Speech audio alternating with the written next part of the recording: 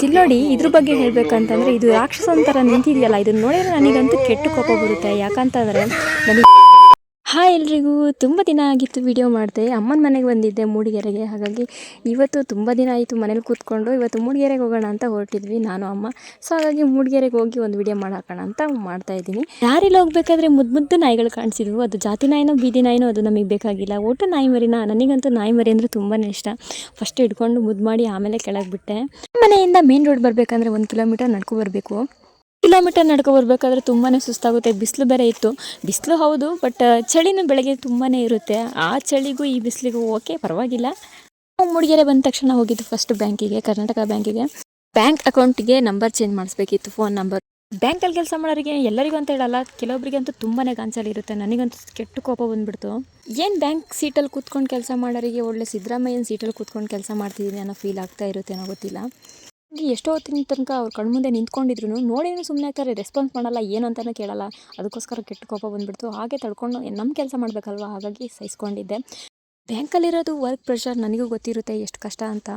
ನನಗೆ ಓಕೆ, ನಾನು ಅಡ್ಜಸ್ಟ್ ಮಾಡ್ಕೊಳ್ತೀನಿ. ಪಾಪ ವಯಸ್ಸಾದವ್ರು ಬಂದರೆ ಏನು ಮಾಡ್ತಾರೆ, ಎಷ್ಟೊತ್ತಂತ ಕಾಯ್ತಾರೆ ಇವ್ರುಗಳನ್ನ. ಇನ್ನಲ್ಲಿ ಎಲ್ಲ ಕೆಲಸ ಮುಗಿಸ್ಕೊಂಡು, ಬ್ಯಾಂಕ್ ಕೆಲಸ ಮುಗಿಸ್ಕೊಂಡು ನಾವು ಹೊರಟಿದ್ವಿ MG ರೋಡ್ ಕಡೆಗೆ.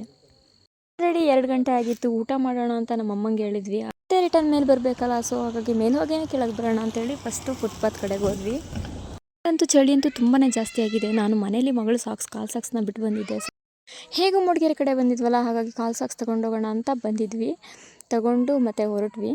ನನಗೇನಾದರೂ ಬೇಕಾದರೆ ನಾನಂತೂ ಫುಟ್ಪಾತಿಗೆ ಬರೋದು. ನಾನಂತೂ ಓಪನ್ ಅಪ್ಪಿಗೆ ಹೇಳ್ಕೊಳ್ತೀನಿ. ನಾವು ಫುಟ್ಪಾತಿಗೆ ಹೋದ ತಕ್ಷಣ ನಮ್ಮನ್ನ ವೆಲ್ಕಮ್ ಮಾಡಿದ್ದು ಈ ಬಜರಂಗಿ. ನನ್ನ ಮಗಳಿಗೆ ತೋರಿಸ್ದೆ. ನನ್ನ ಮಗಳಂತೂ ಸಿಕ್ಕಾಪಟ್ಟೆ ಖುಷಿ ಆಗ್ಬಿಟ್ಲು. ನನ್ನ ಮಗಳಂತೂ ಅದನ್ನೇ ನೋಡ್ಕೊಂಡು ಕೂತ್ಕೊಂಡಿದ್ಲು.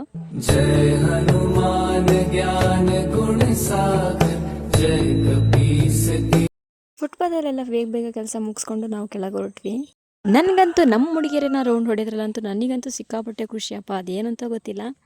ನನಗೆ ಮೂಡಿಗೆರೆಯಲ್ಲಿ ಕೆಲಸ ಇದ್ದರೆ, ನಾನು ಸ್ವಲ್ಪ ಇದ್ರೂ ಜಾಸ್ತಿ ಇದ್ರೂ ಕೂಡ ನಾನು ಒಂದು ರೌಂಡ್ ಮೂಡಿಗೆರೆ ಸುತ್ತಕೊಂಡ್ರೆ ನನ್ನ ಮನೆಗೆ ಹೋಗೋದು. ನಮ್ಮನೆ ಡೋರಾಣಿ ನೋಡಿ ಹೇಗೆ ನಾಟಕ ಮಾಡ್ತಾಳೆ ಮಲಗಿರೋ ಥರ ಅಂತ.